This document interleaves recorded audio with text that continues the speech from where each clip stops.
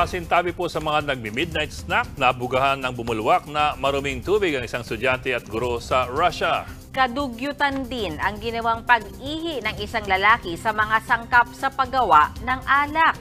Yan at iba pa sa Frontline News Abroad ni Mardinel Caide. Nakaupo lang ang teacher at ang estudyanteng ito sa corridor ng isang technical school sa Russia. Nagla-laptop ang estudyante katabi ang guro. May lumapit ding isa pang teacher. Maya-maya, nangyari na ang hindi inaasahan. Bigla na lang may bumulwak na maruming tubig mula sa pader. Basang-basa ang estudyante at guro sa lakas ng pagbulwak ng tubig na dulot umano ng sumabog na sewage pipe. Sa China naman, sa pool sa CCTV, ang isang factory worker sa Shandong province. Nasa loob ng isang malaking container ang lalaki. Maya-maya, ibinaba niya ang zipper ng kanyang pantalon at inihian ang sangkap sa paggawa ng beer.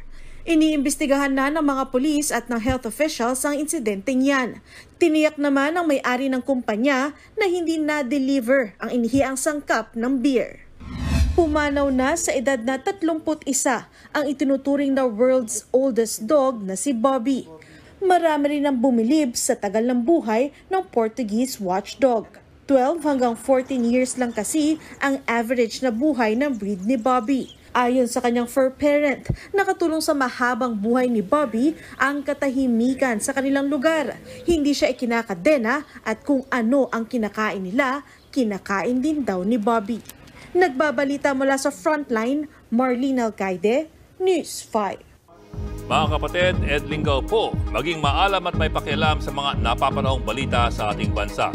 Para sa mas malalimang pagtalakay at paghimay sa mga issue at headlines, tumutok lamang at pag-subscribe sa social media pages ng News 5.